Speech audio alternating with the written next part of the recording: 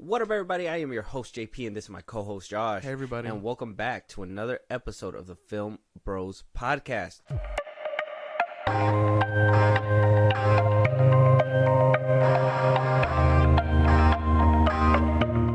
Josh, we getting...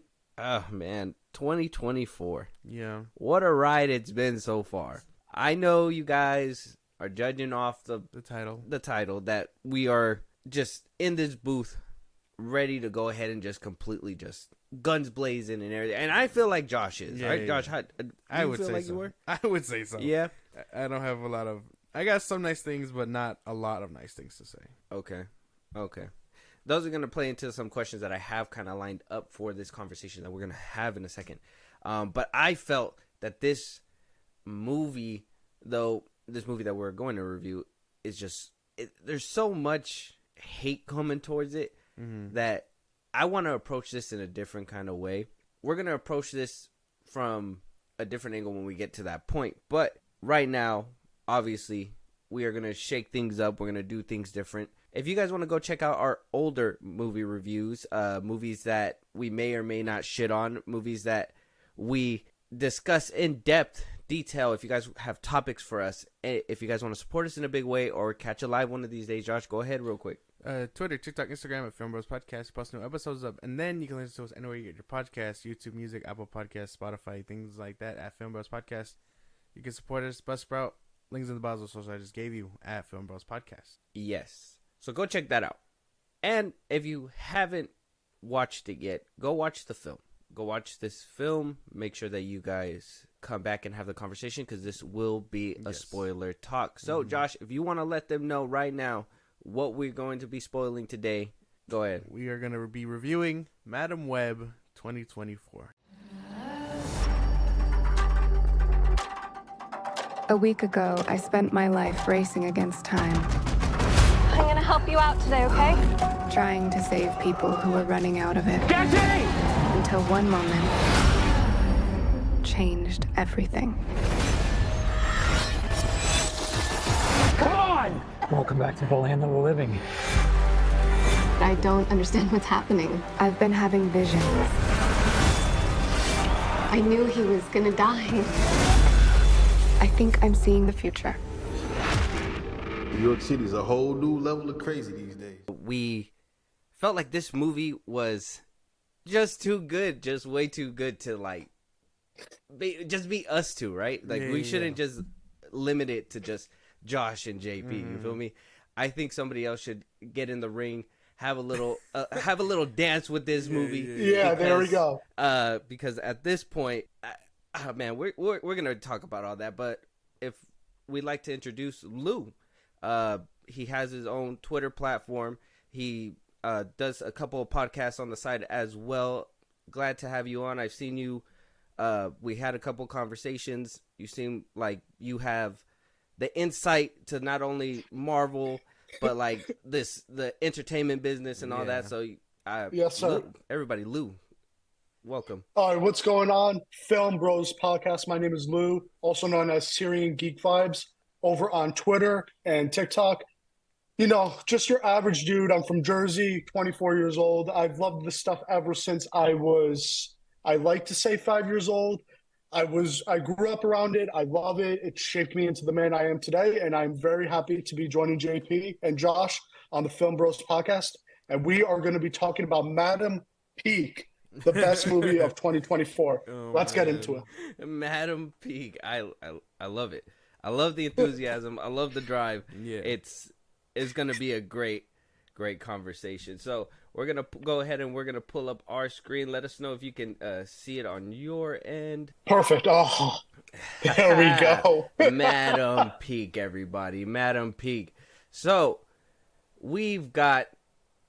What a great show we got today, bro. This is going to be Let's amazing. go. We got Madam Web coming in on Rotten Tomatoes. And Lou, if you've heard our episodes, we go based off Rotten Tomatoes because we like to basically, you know, we hear that it's rigged, right? We know that some people have a little stake in the game, but I like to see how these films favor to like other films, and we're going to compare and all that stuff. But at the time of recording, the tomato meter is at a 13% rotten. Oof.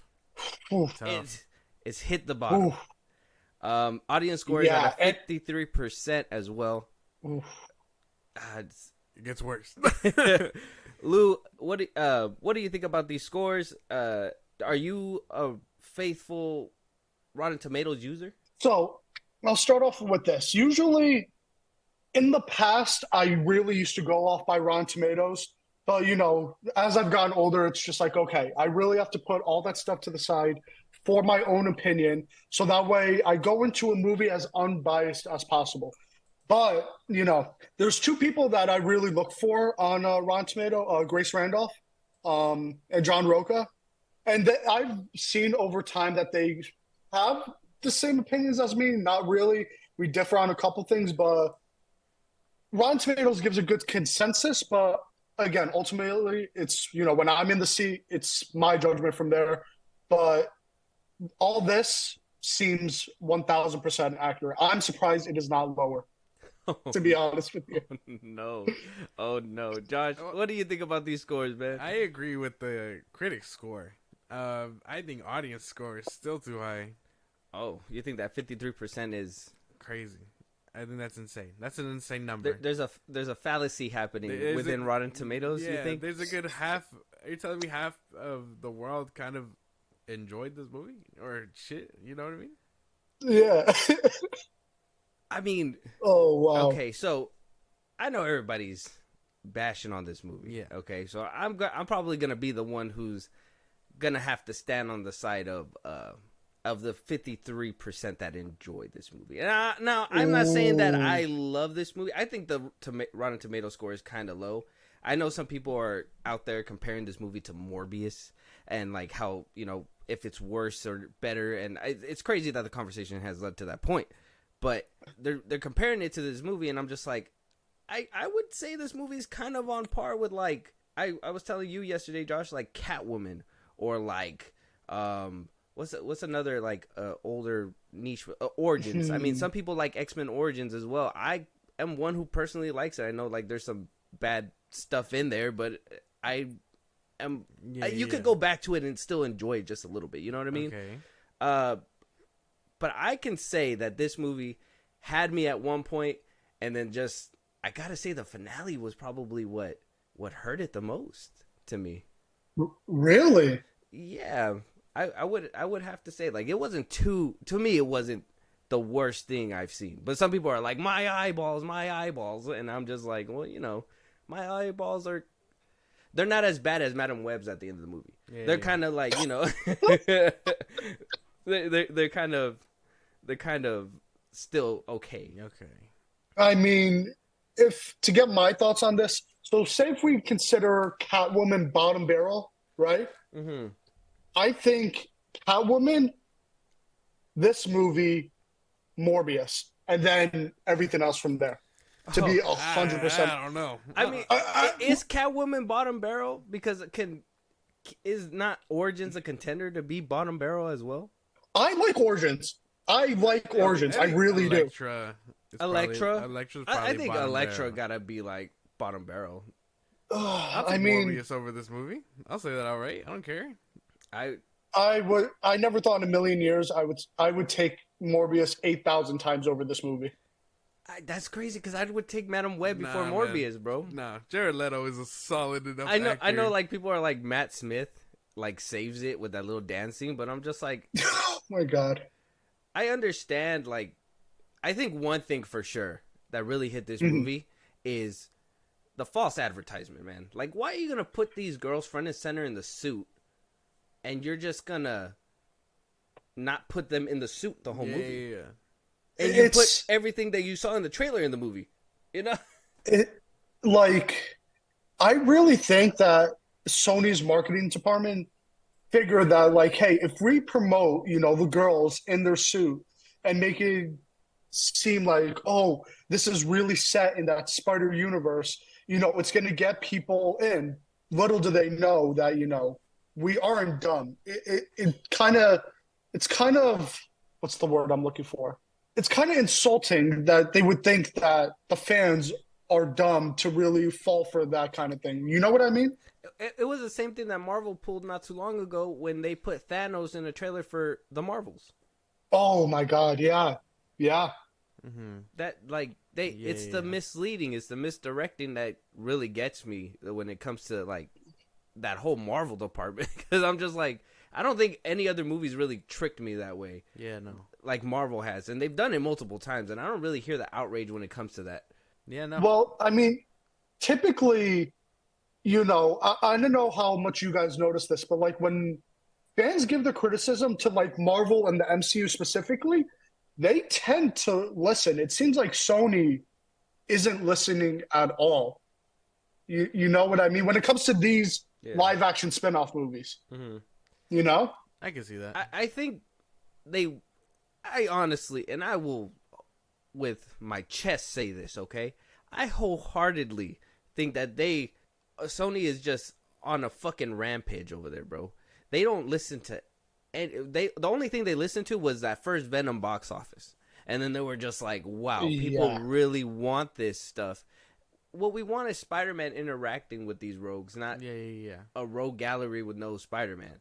And so we get to the point where they're making Madam Web and saying like, "That's a thing. Hello, hey, come watch Madam Web," and it's like, well, fuck, man, why? Why are you making us watch this movie that doesn't have Spider-Man in there? And by the way, throughout the movie, just refused to acknowledge Spider-Man. That was weird. Insane. Exactly. Really. But I mean, we're digging a little deep into this for sure. We got a structure to hold up. I guess first things first. Let's start with Lou, man. I gotta ask you, what was your initial thoughts walking into this movie? I know a lot of people listen to Twitter and social media and all that stuff when they're walking into a movie, and it really taints, even if they see like spoilers on the on the feed or whatever. So what was your mental when you were walking in, and then what was your initial reaction when you walked out? So,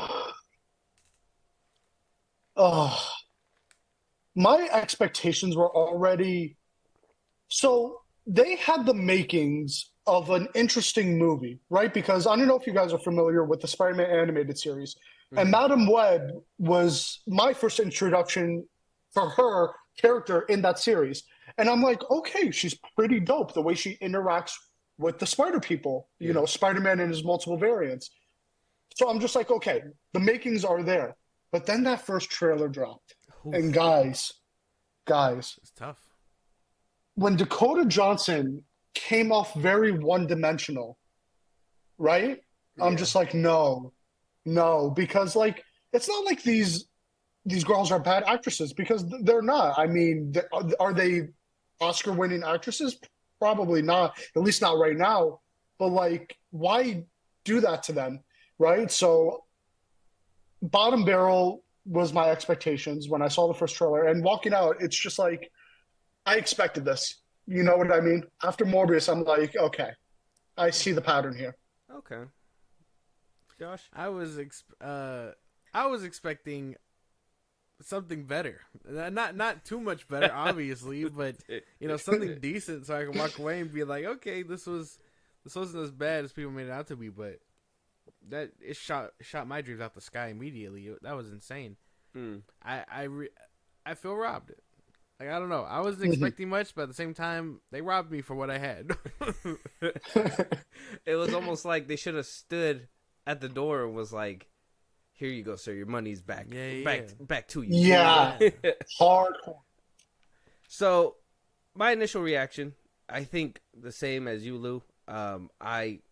Obviously we talk about this, Josh. We reacted to the first trailer. We heard about the embargo not lifting until the movie was going to be released, which is always a bad sign. Yes. That's first and foremost. That is like the worst sign you can get. That means that they just don't give a fuck.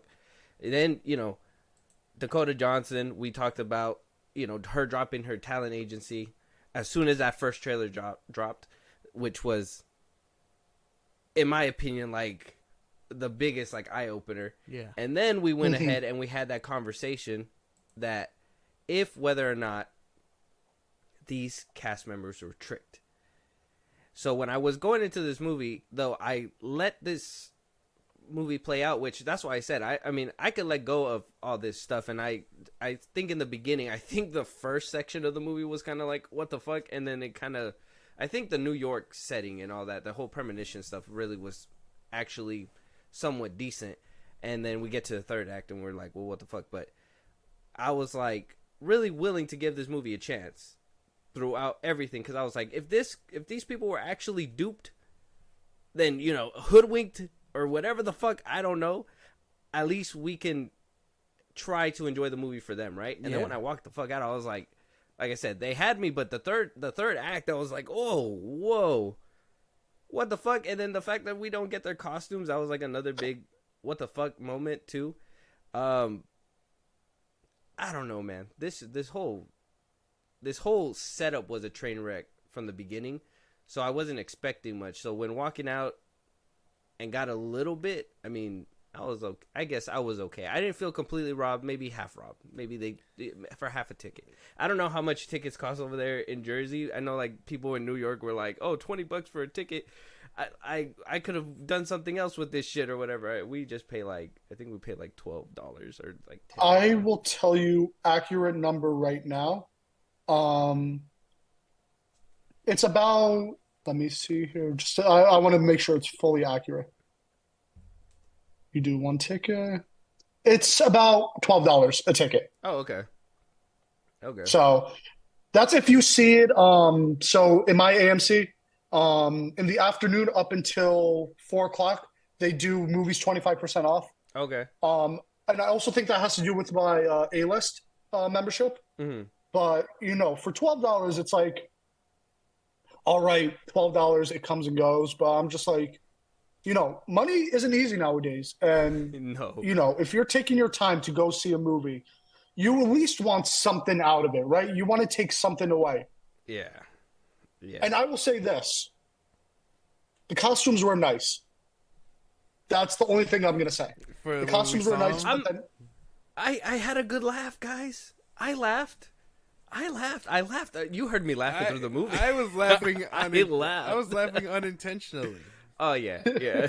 I mean, if you want to see a comedy, then just watch Madam Web. I guess. I don't know. Yeah, I guess. I don't know. I feel like this movie lost me early, like really early. I want to, like, if I could pinpoint it, it was probably after they have the little what was it? The shower, baby shower.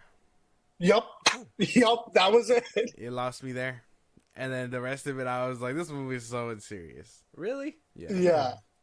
No, it lost me. I think after that whole sequence, where she's like where her powers are acting up, I guess, and right before Mike Epps' character like bites the dust, I hated that whole scene. I was like, what am I looking at? Like, they're not describing anything. Nothing is happening. And then it happens, and it's supposed to be one giant shock, like, oh, she's looking to the future. But they don't really explain her powers either. So it's like, how is she reliving moments? You know, is she time traveling? Like, that doesn't make sense. Yeah, that's it lost me. It lost me. me. Thing. Like, They right didn't explain. I hated. much. I really hated that they were like trying to hide Peter's name. Like, we don't know who that baby is. We know whose goddamn baby this is. They didn't say. I don't even think they said May's name at all either. No, they didn't. He was just like, I met someone, and we're supposed to find out. Oh, it's May, but they don't say that either. Like, why couldn't you name drop these people? They blue balled us multiple times. For real, that's hardcore. What happened. They were like setting something up, and it was like a crazy blue ball, multiple times. It's just. Go ahead. No, you got it, Lou.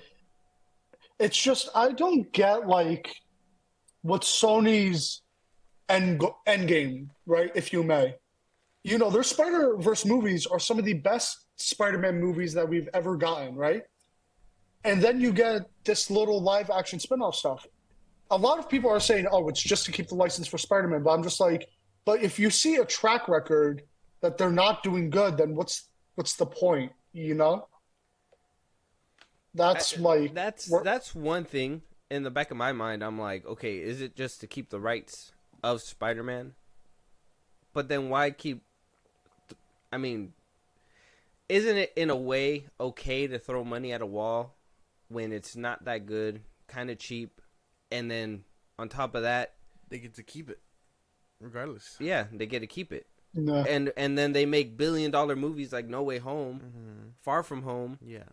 Yeah. So, I mean, that's probably nothing at that point. Pascal's like, oh, why not? We could throw a couple of fucking couple of movies in the fucking ocean. We don't give a shit. We'll be able to recoup that with this billion-dollar movie that Spider-Man No Way Home was, you know? Yeah, makes sense. Makes sense. That's one of the things that I draw to, but then I'm just like, well, then now you're ruining the reputation of Marvel at this point. So then why would anybody stand for that kind of stuff? So it kind of just, it gets you a little baffled because it makes you think like, you know, they're getting big dollars from Marvel, like Marvel's the baby daddy or something. And this is like, Sony could just be like the person who just spends the money on bottles and shit like that. It's like, oh my God, I need money for my babies. These are my babies. This is my dumb 13% baby. You know what I mean? 13%. But let's start breaking down this movie, guys. We gotta go one by one. So this was directed by S.J. Clarkson. She hasn't done a lot, but she's done a lot of TV. She's directed episodes on the Defender series, Jessica Jones, Life on Mars. She didn't do too bad. What the fuck happened here? Thoughts? I mean, personally, is it safe to say that a person who's mostly known for TV, that transition from like TV to cinema is kind of a hard one? Like, you know, plus you have to think like it might have been Sony, the direction, the producers, the writing, all that stuff. But like, I think you can also credit it to like this woman has been used to doing TV. Like I'm very familiar with the Jessica Jones stuff. That was great. The Defender stuff, you know, not the best, but it's watchable. So it's just like, where was the disconnection? I mean, you could tell with some of these scenes, I think in Madam Web that it kind of felt CW-y, right? Like TV kind of. I know people always jump from TV to movie, and they usually come out on top depending on, you know, obviously if they can actually do a good job. I think this is S.J. Clarkson in a way. I'm not sure if it's the studio that was behind her that, you know, made her kind of crumble, because we all know Sony has this track record of doing reshoots. I mean, look at The Amazing Spider-Man. Look at The Amazing Spider-Man 2. You know, they have a record of, you know, sticking their hand in there and moving things around how they see fit. And what if this is a product of studio interference? I wouldn't be shocked. I mean, it's plausible, but I don't think so. No? I think this. You think this is S.J. Clarkson at like her finest? Probably. She was like, "This is my best performance right here." Most likely. Damn. Oh god. Even then, if it's not, again, you still made the movie. Your name's on it. This is a terrible movie. So she has some things to answer for. Big time. But I mean, you scream out, Josh. You scream out, you know, release the Snyder Cut, the David Ayer cut. Warner Brothers is interfering. You know, interference from the studio is bad. It is bad. But what if this poor lady went through that as well? You're not gonna defend her on that part too? I feel like there was probably some interference in there. If we actually look at the fact that these stars, Dakota Johnson, Sydney Sweeney, Celeste O'Connor, Isabella Merced, Tahar Rahim, he was literally in that Napoleon movie, and he wasn't that bad. He wasn't that bad. So Emma Roberts, which criminally left unused. All right, if we're getting into like the characters, and all that. Adam Scott, same thing. Uncle Ben, unused. Why? Like, if these stars were actually duped, because at one point they were over here. There was speculation. We talked about it. There was speculation that, hey, maybe they thought they were going to play for Marvel Studios got roped into a shitty movie, and it's just Sony Pictures, you know? Yeah. I mean, did you hear about that article when Dakota Johnson got this role? She went to Elizabeth Olsen. Yeah. That was the first giveaway. Yeah, That was the first giveaway. Yeah, because they probably talked behind closed doors, and Elizabeth Olsen was probably like, "Ooh, no, sweetie, that's not MCU." and Yeah. Dakota Johnson's just like, "What the fuck?" Basically. I don't know. Even if it was damaged and stuff by studio interference, I still believe that. Yeah, she put her name on it, so it's Yeah, I mean, she could have left at any time if she wanted to. exactly. She could have been like, "This is not what I signed up for." Mm-hmm. Walked out. Yep. Let someone else do it, and then at that case, then it'd be like, okay, now we know what's going on. But she stayed. So, But you could also say the same for the four girls. You know, it's not like they filmed their lines and didn't look back. You think they would have picked up on something like, our lines are a little bit stale. Stuff isn't adding up right. Like, you know, our chemistry with each other isn't quite there, because I noticed that the chemistry wasn't there. Like the three girls besides Dakota Johnson fell very flat, but Isabella, Sydney, and Celeste, they did their part. I felt a little bit that's what I of thought. chemistry That's what there. I was thinking. Like I feel Yeah. like Dakota Johnson felt very stale. You know, she was in like The Social Network. She was in 50 Shades of Grey. If anyone saw that, Yeah. she was in all those movies. Apparently, she was in 21 Jump Street also. So like, I don't know. I really feel like she just came up stale. I feel like the rest of the girls were doing fine. She did. I think like a lot of the times it kind of felt like what's her name? It's that the one that was in Daredevil, the 2003 version. No. She was in the Incredible Hulk in 2008. The girl who played Betty? yeah, the girl Yeah. that played Betty. Yeah. You know how like she talks softly throughout the whole movie? This Yeah. was the same thing, just a lot worse. Like she just wasn't even trying to like yeah. she wasn't trying to like at all speak up throughout the movie. But I will say she was funny on a couple occasions with a couple of comebacks. I don't know if they were like from the script, if they were like ad libs. I don't know what the fuck they were, but there was a couple of comebacks with when she said a Ben Parker and stuff that actually got me a couple I think of that's times. just Adam Scott is a more seasoned actor, so he knows how to work with a bad script. He was also one of the good parts. Yeah, and then Yeah. I will say too, I think she really sold the movie in that one scene with her mom. I think that's where like where like you were just like, okay, you didn't know what the fuck was going on, but you could see that she had acting chops behind her, and I was just like, okay, she can act. So what the fuck are you doing throughout this whole movie? I don't I was know. like, what the Exactly. fuck, bro? Like, how do you do that? It made no fucking sense at all. How do you fucking do this performance and then you just the rest of like she saved all that for that one scene and that was about it. And maybe the Mike Sony's good at Epstein. Sony. Maybe the Mike Epstein too. I don't know. Maybe she gave a little bit there, but I don't think she gave it all gas like Yeah, she did no. with that one scene. Mm-hmm.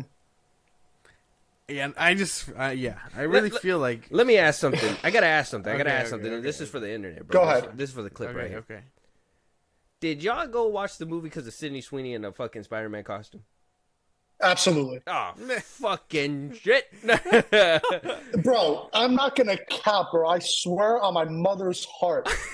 Sydney Sweeney is one of those just beautiful, beautiful, beautiful women. That's why I don't know, Josh, if you've been seeing me on Twitter, I'm just like, these four beautiful women did not deserve this movie. I know the plot. We missed out on the plot. Yeah, we missed out on the plot. We missed out heavy on the plot.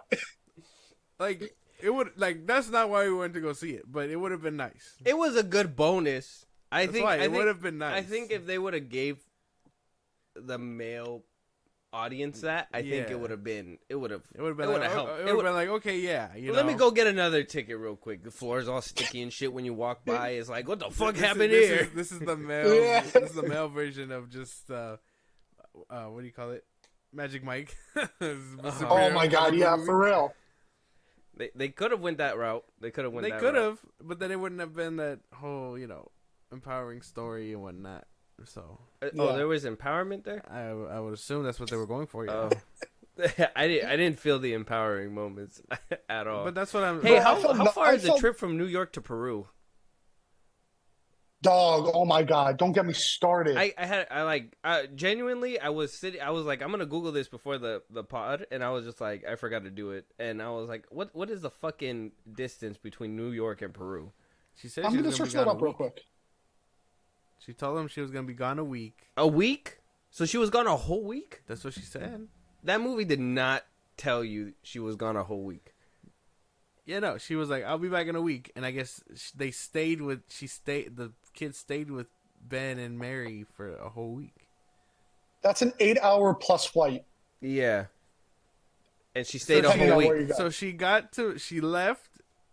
Well, he said he was only going for the weekend or whatever. So she left the kids in custody with Ben.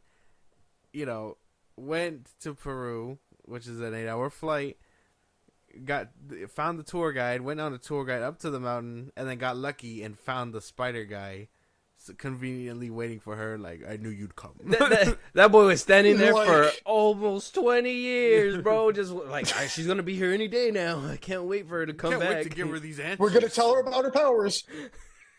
And not even Oh. give a vague explanation about them. If you learn to control them, what am I controlling? Yeah. And then he pushes her in the pool, and it's like, She has a whole Doctor Strange moment. yeah. She has 2 Doctor Strange moments, which I thought would have been fine if they looked good. They didn't look. But they didn't. Yeah, they didn't look good. I was gonna try to defend it, but look, it wasn't the worst looking thing. I think the worst looking stuff happened at the end of the movie. Yeah.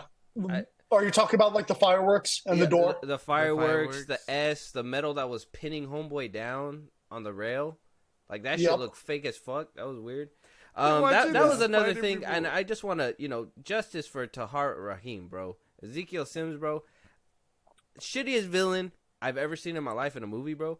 But like, the fact that they shot a whole movie with him and said none of this dialogue is good, and just completely did not show his mouth while he was acting, I would have sued, bro. I'd sue Sony, bro. That's crazy. That was insane. I was watching this movie and I was like, they're not showing his mouth. And then when they did show his mouth, that shit was like a fucking Hiroshima tape or something. Like, what the fuck? Dubbed out and shit. I was like, I wouldn't be surprised in the coming weeks what we hear, what they went through during this movie.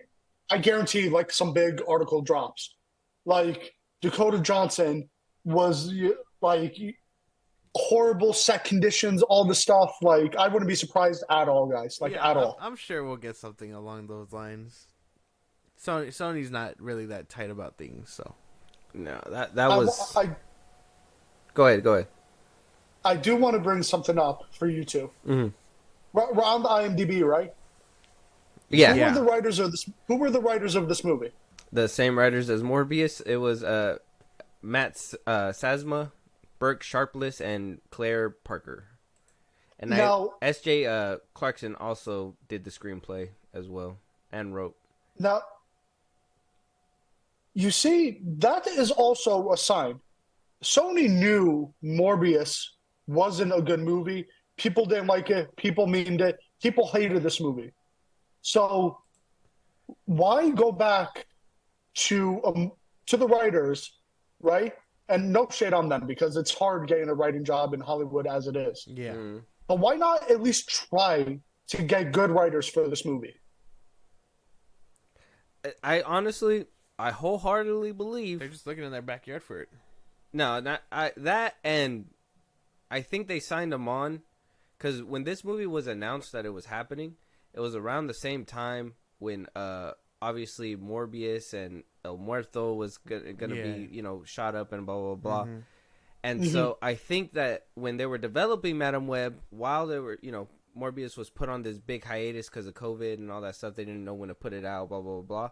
When they finally got to the point where they did that, and they saw like, oh, people have a demand for this movie. People actually like it because, they fucking tricked them into putting it back into the movie theaters, those fucking idiots. Yeah. And so when they did that, they were like, wow, they really probably It's Morbin time. they fucking do love this movie. And so I think that's when they were like, okay, well, if they love this movie, they're gonna love the next movie, and they signed them on for that one. Yeah. So I think that's where that miscommunication came from. But either which way, that still falls on the studio, because you're just like, how can you misconstrue the situation so bad? How do you fuck 100%. up all the, like, they were literally fucking with y'all, bro. They were literally fucking with y'all, and you guys looked at it and said, yeah, man. Yeah, it's Morbin time. This is it. We're putting it back. And they lost money twice. They what? They lost money twice. Yeah. Insane. Twice. Yeah. Like, oh, my head. I can't. So, characters obviously were just tossed aside. Sydney Sweeney, I honestly, and I know a lot of people came to watch her and stuff like that. She did what she could as well. I know. I'm just like, I couldn't buy her as this like nerdy girl. I was just like, what the fuck? Like, that's what you guys went with her role for? Like, I think they should have swapped out Isabella and Sydney Sweeney. Yeah. And they probably would have done a little bit better, because, you know, she would have been allowed to let loose a little bit more and not try to act like this conservative girl. Yeah. Like, when have you ever seen her in any type of media play a conservative girl? She's not that. I did not fall for it. I didn't fall for it. No, she's not that. Like, how are you gonna? And then on top of that, how are you guys gonna put her in this little ass schoolgirl, bro? The whole fucking movie. Like, how are you guys gonna just be like, yeah, man, they're not gonna sexualize her with this shit on? Insane. That shit was crazy. So, I think, at least with the cast part, I think they're all duped. But at the end of the day, they didn't really deliver too much. What about the cinematography in this film? That's something that I really wanted to bring up, because it seemed like S.J. Clarkson was trying to put her own flair to the film by doing these fucking weird zooms. Like, what the fuck was that, bro? Like, the camera, like, it's supposed to be all fast paced, and she just like zoom in like it's the fucking Office, and then zoom out and shit like that. Have you guys seen like Logan Paul's like podcast? Yeah. Like, you know how like when they're like joking or whatever, they just kind of zoom in and then they zoom out, and then they kind of go in a little bit and they come back out. Yeah. Why'd she do that multiple times? I don't know. I wish I could tell you. I really, like. She was like, oh yeah, this is that flair that everybody needs. There was like, I would say a lot of it was creative. It just didn't land. Like, it was very weird, because like there was cool scenes where like the camera would like shift under or whatever, you know, and move and stuff. And for those, they caught my eye, and I was like, okay, that's not bad. And then, you know, it would be jump cut after jump cut after jump cut, and you're just like, what happened to the flair? Like, it had a little bit. So some of this stuff I thought was fine, but most of it was garbage. Watching the spider people like climb down the tree and then cut and then swing away, I was like, I laughed. I laughed too hard. It should look dumb. The CGI was atrocious. Oh my God. When they were jumping, It was god awful.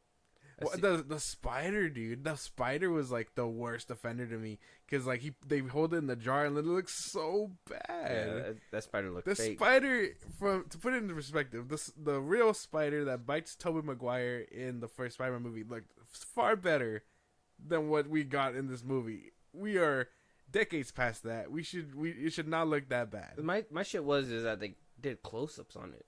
Like, they were like, yeah, this is gonna be the this is the money shot. Yeah, like all the time. Like, what there was this one scene where like it started off where the spider was like on his finger. Yeah.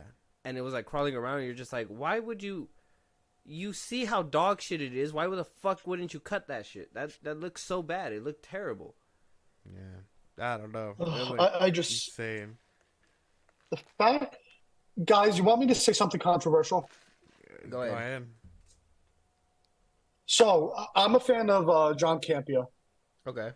And this is what he said. He said this should have gone the back roll treatment. And you want to know why?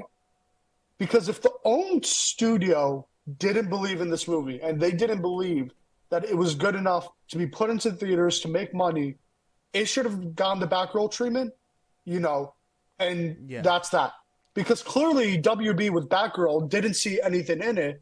And, you know, everyone comes at David Zaslav and everything. And he is an idiot, like, I'll admit. But in your position, sometimes you just have to do what's best for business. The signs were there that you should have just been like, okay, we're going to take our loss with this, move on to something else. Yeah. Put this money towards Beyond the Spider-Verse or something like that. You know what I mean? Okay, it should have been hit for tax purposes. Yeah. Okay, John Campea, yeah. I mean, yes, but then you have the people that scream out, release these cuts and all that, and people their vision should be realized and all that. And I'm one for the art should be realized. I understand that, studios will have to take a loss on this, but I would say, hey man, if this is the art that they decided to put out, this is what they decided to put out. That's why when I'm saying S.J. Clarkson could have been robbed, because at one point, wasn't there rumors at one point saying that it was going to be Andrew Garfield's Spider-Man that was going to be referenced? Tobey Spider-Man was supposed to be referenced at one point.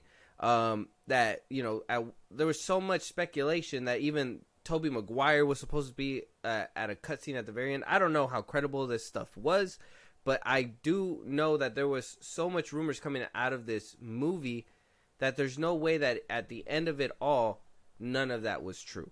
So I think that there was something there that they were trying to go big on, couldn't pay it off for some odd reason. I'm not sure why. Yeah. And they edited and cut, because there was a lot of bullshit editing in this film. Oh yeah. Some stupid fucking editing. And I'm assuming that has to be because of cuts. I think there was a line in the trailer where she basically says, hey, I know, like basically explaining to the girls, like, hey, I know who Ezekiel Sims is. Mm-hmm. And that was not in the movie at all. That's why at one point when she was explaining to these characters who he was, and they were just like, oh, okay. I was like, did these dumb motherfuckers forget that they didn't see this guy's face the whole time? Why didn't they say, who is that? Like, I understand that he's been chasing us, but that's exactly him. Why do you have a picture of him? Why did these girls just go along with it? And then when they needed to be, hey man, I don't want to be with you, it's like all of a sudden that's what you wanted to do. Yeah. It moved with the way that the movie went and it wanted to go. Mm. And with the editing involved with that, I have to say that, this movie had to have some studio interference. I don't think so. I believe it. I think Sony has a real bad hand, and they just everything it touches kind of just fucks up. I don't think it was hard interference. Yeah, but then how are the Spider-Verse movies so good? Different. You can tell different people care about what they're putting into a product versus the people doing live action stuff. And I could say too, because Josh, I'm sorry, Luke, but I know Josh even said before too that when Morbius was first coming out, the first few trailers were great. I can tell you, I was excited for that shit. Yeah, I was like, this looks like a vampire, fucking dark, gritty movie that we're gonna get with Morbius. And as pushback and we're hearing some reshoots are happening, pushback, we're hearing more reshoots are happening, pushback, and then eventually when it came out, we got what we got. I'm literally believe Madam Web got the same treatment, 100%, and I honestly believe the SAG strike is also a reason why this movie flunked so bad too. Yeah, I would agree. Because whatever reshoots they probably had to do, they had to do them in a quick move, because that SAG strike really, it took up a whole half a year. That shit lasted for 6 months or something. Yeah. So I want to say that this was studio interference, and that's why he didn't get the Batgirl treatment, because she was probably like, well, you need to put out my product, and they were just like, okay, if that's what you really want. And it's like, well, I mean, I'm all for putting down a sick dog, but at the same time, I also want to see the product that they put out in front of us, so we can at least the full product that they planned out, because at least then we can make that judgment then. But I honestly believe this has to be a studio movie again. Yeah, maybe. Oh gosh, and then Craven in August. I know. You guys want to? We're gonna get there. We gotta connect the dots first. So, world building aspect with this film. Now, I know what they were going for. They wanted her to be that central spot where, the web's gonna go everywhere, animation to live action to here to there, whatever. Yeah, blah, she's blah, probably blah, gonna blah. be the one to be able to see the sacred web line or whatever the fuck it was called. Mm-hmm. Spider Totem. Yes, that. Yeah.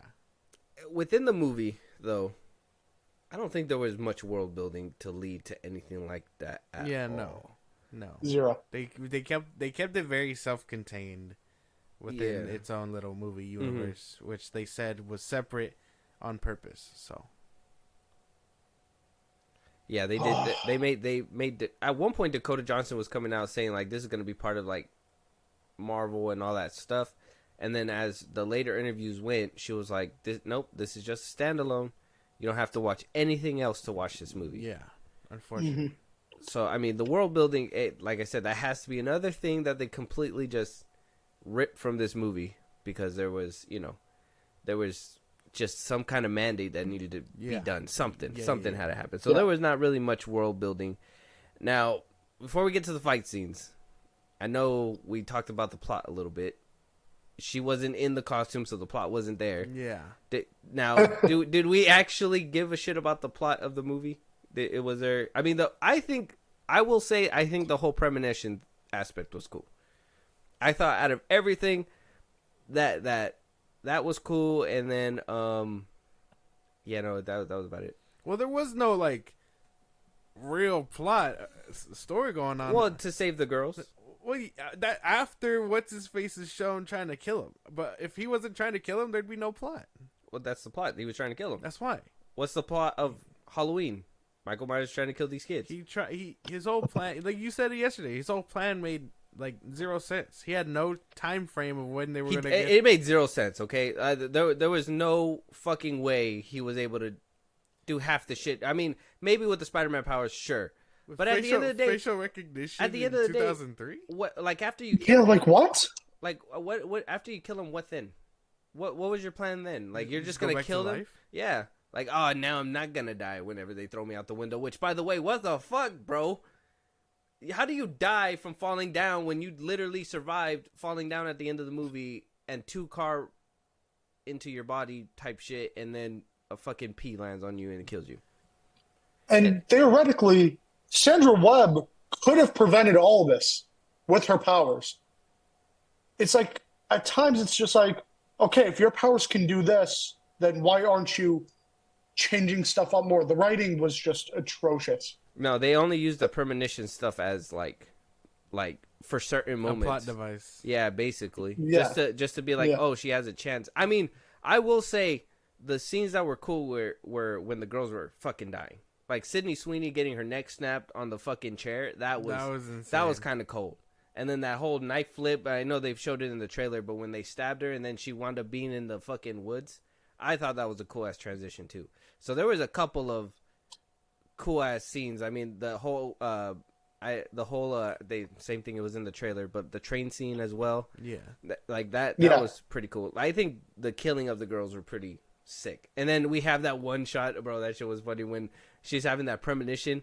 And then all that explosions happening right before she's gonna ram the ambulance into him, and then he just kind of flies out of frame or whatever when she crashes into him, and I was just like, "What the fuck, bro?"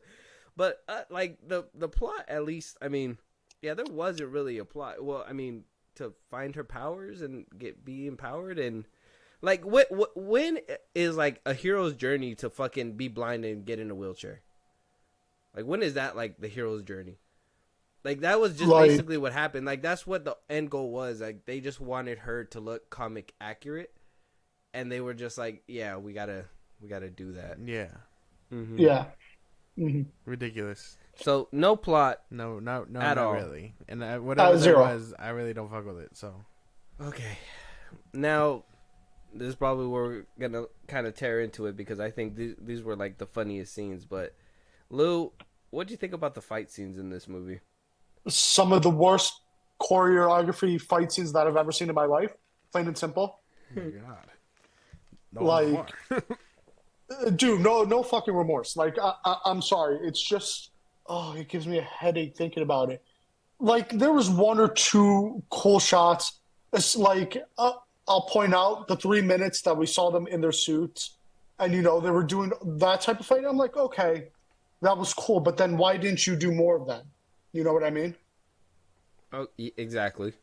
That was If you just skip the whole first half of the movie, switched some things up, kept the girls in their costume, start off with Cassandra Webb with her powers, I feel like there was something there, and just something was lost in translation, and everything imploded on them.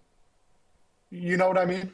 there was that it's funny because I was like, okay, they're gonna try to train this girls or to defend themselves so they can have like this girl boss moment at the very end of the movie where they whip Ezekiel Sims or whatever. Like, it's gonna be a cool ass fight or something. Yeah. And then when they were in the hotel room, bro, and I tapped you in the movie theater when when this happened, and they're like, I'm gonna teach you CPR. I was like, they're gonna fucking this is gonna be that moment. It's gonna be the girl boss moment. And oh my god, the cringiness, like the laughter that I could not contain in the movie theater, bro. When they all just one by one started giving Madam Web CPR. Oh my god. I was like, this is the moment they built it up to, bro. This is what they were like, this is what's gonna make them bond and become heroes together. Is saving her from drowning from a second time in this movie, bro. A second time, and both times it was an accident. The first time, how the fuck, why you're saving somebody from a car, you're gonna jump in the car, you idiot. She should have lost her license then and there. You are a liability. What the fuck is wrong with you? And then you're like, oh, okay, I'm gonna whoop his ass with my mind. Yeah. Fucking does this whole fucking spiritual awakening, and this motherfucker's like, I could just punch the shit out of her. Dude, that scene had me dying. Oh, the most realistic thing to happen in a comic book movie ever. Oh. I'm like, wow, what the fuck? She's just doing this right in front of him, and he's just watching her do it, and he just hits her in the fucking gut. Like, free shot. Yeah. Like, there was no possibility where you hit his ass back. Like, it's just so unreal. the fact that she had like no other powers other than premonition, she really got fucked there. I know. Like Madam Web in the comics and in like the animated series was so dope. Being able to time travel, do all this stuff, and it's just like the source material was there, and you're using none of it. None of it. It was insane. Like, yeah, there was a lot of powers that she could have. Maybe they're gonna explore it in Madam Web Part 2. No, that's never happening. Oh, Sydney Sweeney in the costume Part 2. Just that give us a Sony. No, just give us a 15-minute like fan film of Sydney Sweeney doing a costume try on haul, and we'll be happy. Okay. Everything will be forgiven. They're gonna re-release Madam Web, and they're gonna put that as the end credit scene. They're gonna like release Right? test footage. They're gonna put that as the end credit scene. They're gonna be like, "Here you go, guys. Yep. Sydney Sweeney, everybody." Insane. The plot, the reason this movie exists. even the fight scene where it's supposed to be his premonition of his death or whatever. Like, there were so many cuts. Like, they were beating his ass, and there was just nothing tangible you can see. He was just flying from room to room. Yeah. They were throwing his ass around, and we just couldn't see it Yeah. because of all the cuts. And then they they stand at the window, and the fucking CGI claws that go back into her back. I was like, no, it was bad. And not to mention every time.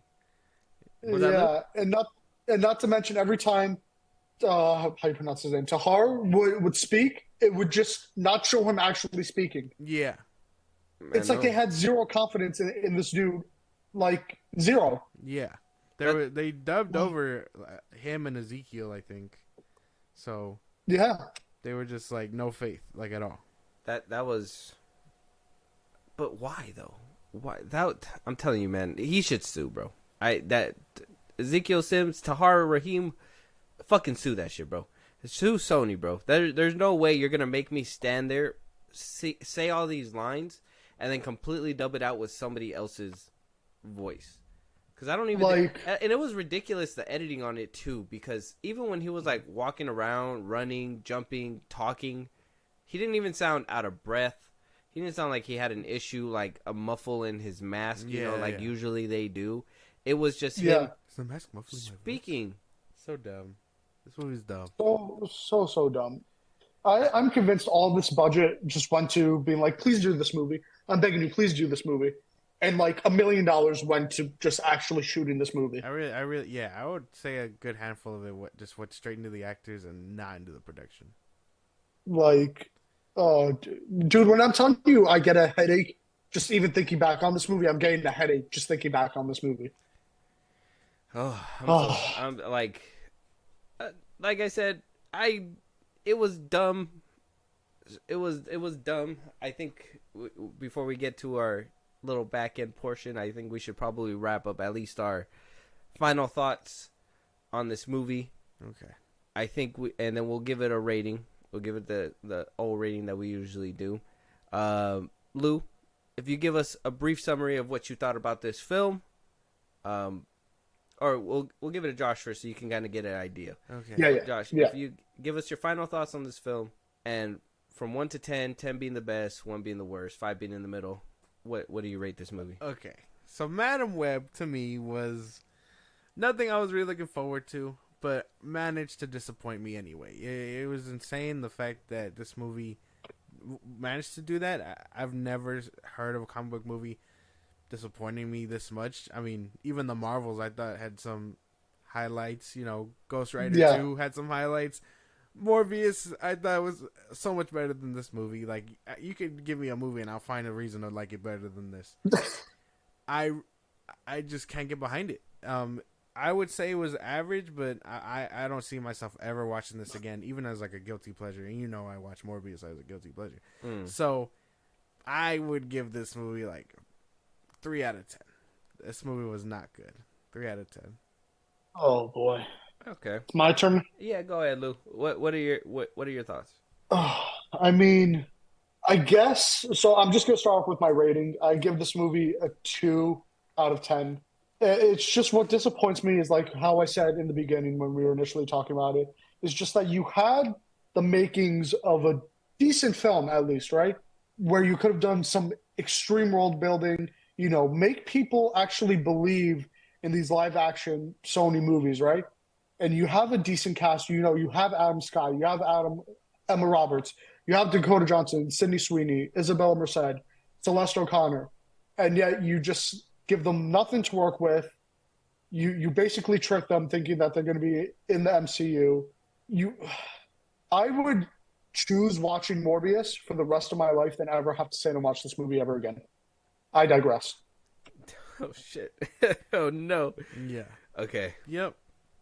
All right. Your turn. Yeah. Oh yeah, you guys really went in on this one. Let me just Roll up the sleeves. don't come at me. All right, so this movie, though, with all the bad in there, I don't think it's the worst movie. And you know me, Really? Josh. I watch movies like Battleship, bro, Yeah. as a guilty pleasure. Mm-hmm. I watch those kind of movies. And I got a little bit of laughs, like I said, out of this movie, whether it was intentional, whether it wasn't intentional.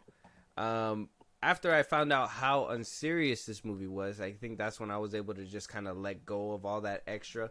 Because, you know, I did hear the little things that, you know, people were saying beforehand, and we'll probably touch up on that in a second. But I heard about all that stuff, and I was like, okay, this movie can't be that bad.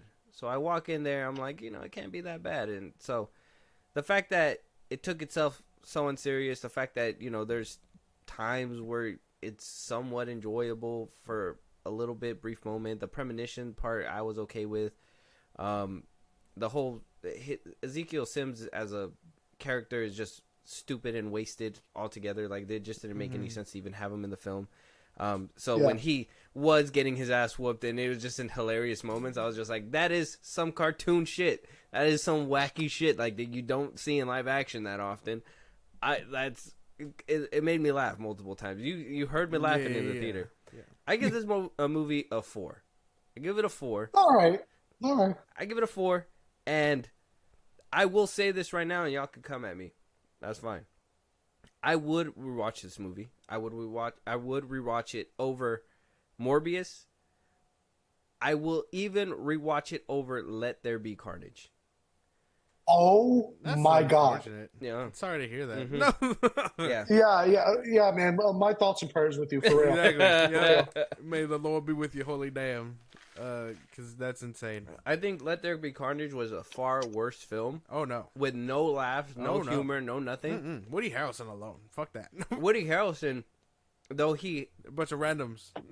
tried his best, still could not deliver the shit that he was That's not true. what he was put on the screen. And then on top of that, the staleness or whatever, blah blah blah. When it came to like Carnage, that was ridiculous. So I would wholeheartedly put this movie It's not before. true. If you said, "Hey, Madam Web" or "Let There Be Carnage," Madam Web. Insane. Garbage. Mm-hmm. Mm-mm. Oh, yeah. I'd say, That- yeah, 100%. That's- And you know, Let There Be Carnage is obviously better than Morbius. That's but so you know, insane. That is wild. I'm gonna kind of top that craziness with a little bit of truth. You know what I mean? So, I'll take Let There Be Carnage over Morbius. yeah, that's what I'm saying. But But Madam Web I would over, take Morbius over Madam Web. Madam and Web. Carnage over Madam Web. I'm really hoping Craven is a banger, if I'm being for real. Like, I don't want to hate another movie like this. Yep, and that's kind What I of. wanted. Go ahead. Oh, sorry. Go ahead, Luke. What I Go. want to tell you guys from earlier. So a source reached out to me, right? Okay. And you know how Craven is supposed to be rated R? Yeah. So apparently, Sony has decided that depending on the response to this movie, that they are gonna get rid of that R rating and make it PG-13 Damn. Go see Madam Web. No. to get more ticket sales. Oh, yeah, to get more people to want to come in and watch.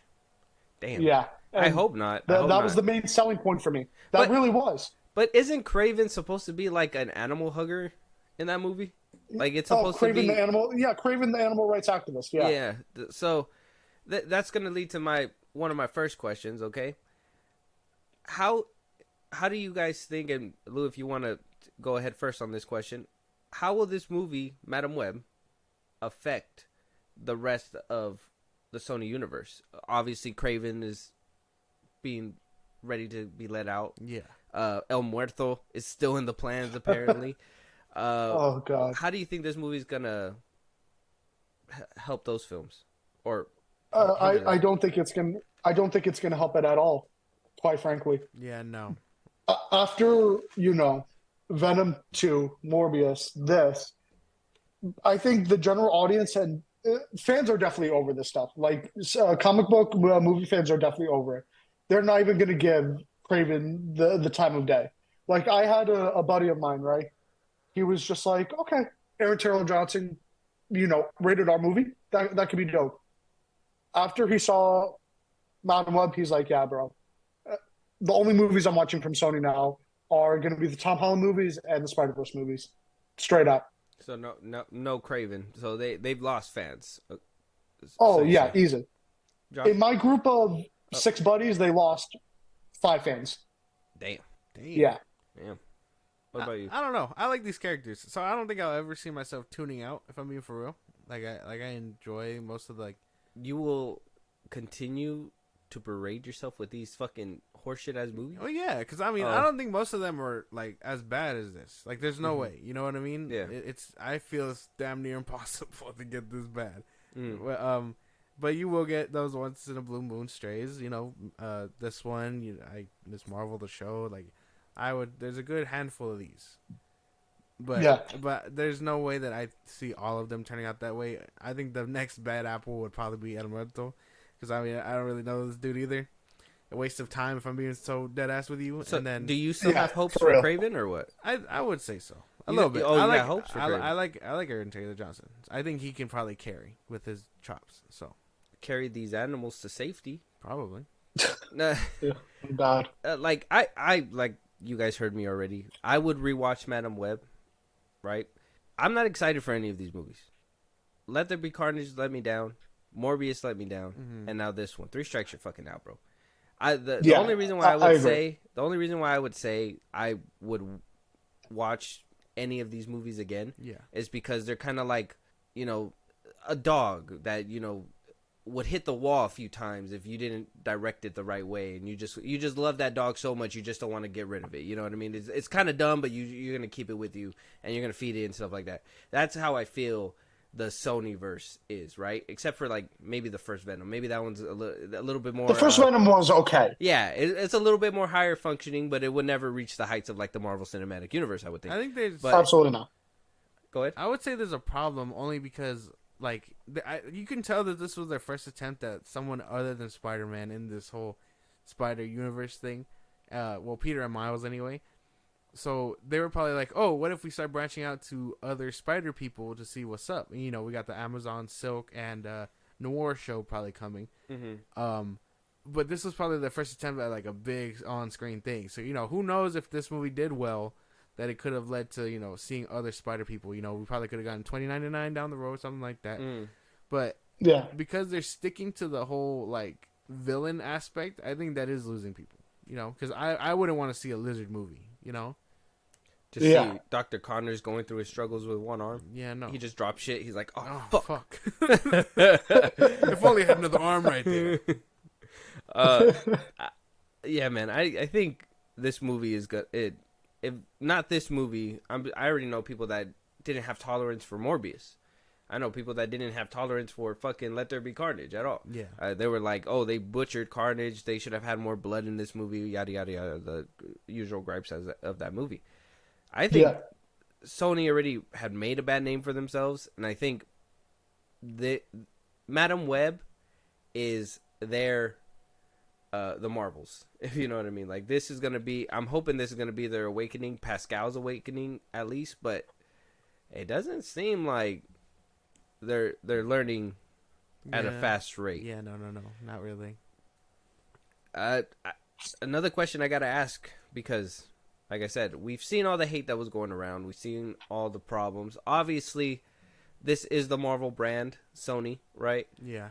But we also have Marvel Studios. Mm-hmm. Completely different entities that some people, like these actors, are going to kind of construed that they're together, right? Yeah. Yeah. Do you think Madam Web is going to affect the MCU at all? No. Along with obviously the flops of the Marvels, you know, what was the movie before that did shit? Oh, Secret Invasion did shit. Fucking Miss Marvel did shit. Yeah. Echo did shit. So I mean, with MCU not having a good record as well, do you think these general audiences are gonna have some kind of issues with the MCU because of Madam Web as well, Lou? I don't think so. And you want to know why? You guys have been paying attention to the news that's been coming out, right? The second this movie dropped, let's go down the list. I actually have a tweet about this. I'm going to read it in order because I've been keeping track of everything. I'm like, all right, guys, let's take it from the top again. Deadpool and Wolverine trailer. This is all this week. The Fantastic Four cast announcement. Midnight Suns in development. X-Men 97 trailer. Spider-Man 4 is currently being written. Doctor Doom to make debut in the Fantastic Four. All that to distract people from Madam Web. You see, like, Kevin Feige isn't an idiot. You know, he could make his mistakes here and there, but he's definitely not an idiot. And he knows that, well, in my opinion, I don't think Madam Web does anything for the MCU, but Kevin Feige is, like, checking off the boxes and making sure, like, we got to remind people that we have our stuff and we're on top of our shit, and they got their stuff, and they clearly don't know what they're doing. Basically, like he knows how to play nice, but he'll throw shade as well. That's why. That's why when we were talking about Fantastic Four landing next to Superman Legacy, we were like, he's gonna stomp out that light as first sight he can. Yeah. So I wouldn't say it's damaging the MCU brand, because same thing with Fox. I think a lot of people when we were getting all these movies in a mixture, people were like, oh no, that's X-Men Fox movies, that's Sony's Spider-Verse spin-off movies. Yeah. And then you got the MCU. Yeah, and I think because they made a actual distinction within the two, but No Way Home kind of filling up that gap, saying that Sony and Marvel are working together, basically making their relationship known to the public. They became fucking, they went from a secret closeted relationship to a fucking prime time relationship. That's assuming everything's still fine and dandy. Like this movie could not have a hand in anything the MCU does, or anything that they use Spider-Man for. Well, no, but will people that watch, like, I know some people that maybe you guys are right with all the news that was happening with Fahi and all that stuff. I knew some people that didn't even know this movie was out. Some people didn't even know this movie even happened. Some people don't care. I was talking to some people, because obviously they know about the podcast, all that stuff. They hit me up. They're like, "Hey, what is this Madam Web movie?" I'm like, Madam Web is a new from the Sony universe. Let them know. And they're just like, I didn't even know they were coming out with another movie. So maybe you're right. Maybe they were just like, this is a shit movie. We got to make it fly as low under the radar as possible because of the fact that this will stay in our MCU on this side. Because like you said, Fahi's not an idiot. He knows that what they do on this side is going to directly affect them on that side as well. Mm-hmm. Especially with superhero fatigue also being in the mix where, people are like, hey, man, we can't just out there put out shit movies. Yeah. Sony didn't get the memo, but they're like, we can't just outright put out shit movies because that's just going to hurt everybody in total. You know what I mean? At this point, it's not, hey, I think it's not just Marvel, DC, Sony, whatever. Obviously, the Marvel brand's going to stick together, DC or whatever, but people are looking at all superhero movies with like, maybe we don't have to give this movie our money. Yeah, but I don't see it in a grander scale of like it affecting the MCU. Yeah, because judging by the numbers and like everything, the engagement from the announcements this week. So I want to say something right off the bat. I don't think there's any such thing as superhero fatigue. It's called mediocrity fatigue. Yeah. People are sick of mediocre stuff. Your Madam Web, the Marvels, Echo, et cetera, et cetera. People just want good product, right? Yeah. And I'm going to give an example. Deadpool 3, 365 million views in its first 24 hours of release. People care. You have to make them want to care. I think it's that simple. I think Deadpool, though, has the other two Deadpools advantage, if that makes sense. Deadpool has engagement because of the fact that people are invested in this character. They made 2 good movies already. They want to see how this one's going to turn out. I've told Josh before that this movie is going to... Deadpool 3 is going to be that fucking line for people to see whether or not the MCU has lost its juice. Because if they are invested and they don't produce a good movie with Deadpool and Wolverine... Yeah. That shit's gonna hurt. Not only you got to think about it in a broad scale. Like, not only is it gonna hurt the MCU, but it's gonna hurt superhero movies because you see people are willing to go watch movies. Oppenheimer, Barbie, they did really well last year. These are movies that are not associated with anything. A lot of single movies were doing pretty well last year. I think people are starting to pinpoint that Marvel are doing like the Planet of the Apes and reverting back to their primitive state that was 03, 02, whatever, 08 with Origins and shit like that. Like, people are thinking that we're getting back to shit superhero movies. People aren't afraid to go to the theaters and watch these movies, but people are. I think there is mediocrity fatigue, but that seems to only be going through. It seems like Ezekiel Sims only got his hands on Marvel as of right now and DC, all the superhero genre. Mm-hmm. I think superhero movies are the ones that are most looked at as of right now and analyzed, and have like this hate-love relationship where, like, people will love this movie when it comes out and hate it a few months later, or they'll hate it when it comes out and then some people out of nowhere will be like, I fucking love this movie, and then all of a sudden it's loved. You know what I mean? I think superhero movies are so on that teeter-tottering scale that it at any moment it could topple. Yeah, at this point, maybe. I think we're at that point with the superhero genre. I know that sounds depressing, and I'm sorry. Well, even then, I still wouldn't blame Sony. It's not just Sony. It's Marvel too. It's DC as well. DC also played a hand in this. I would say a longer hand in this. That shit was insane. The fact that they could not get it off the ground. But I think Marvel. I told you too before. I think Marvel is at a low point. I think they could most definitely bounce back, but it's like a fucking giant ship. It's so hard to turn that shit around. And then having icebergs like Madam Web, Morbius, what's over there on DC, The Flash, Shazam 2, all these icebergs in the way, it's hurting their ship too, 100%. Yeah. I think That- this movie most definitely will have an outcome not only on Craven, El Muerto, but on the MCU as well. I think it's gonna hold a bearing for sure. I don't think so. I mean, you're making valid points, but again, I think a good judgment, like what you said, is going to be Deadpool 3. But then what's more important is the following year, because look at how stacked the list is. Fantastic Four, Superman Legacy. Thunderbolts, yeah, Blade, et cetera, et cetera.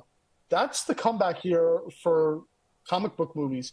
And quite literally, a good chunk of them, I only think that, DC and Marvel can afford one bad movie. Everything else has to be either y'all still got it or y'all don't. For real. I don't think they can afford any bad movies anymore. I think at this point we're at the point. Box office is telling you guys we're at that point. The Marvels did terrible. Madam Web is doing terrible.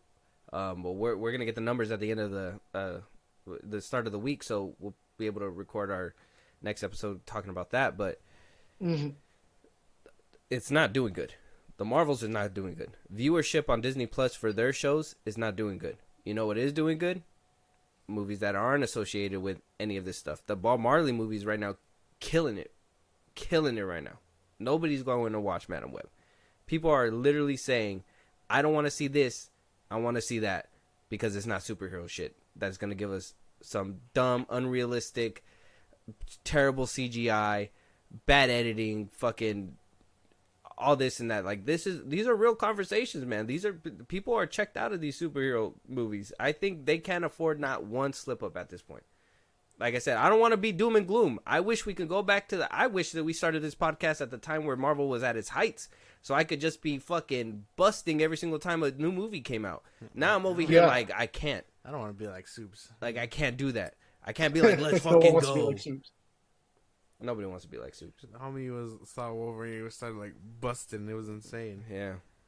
Yeah. I mean, look, I have all the confidence in the world in Deadpool 3, and I really think if Marvel hits the nail on that, we'll be fine going forward.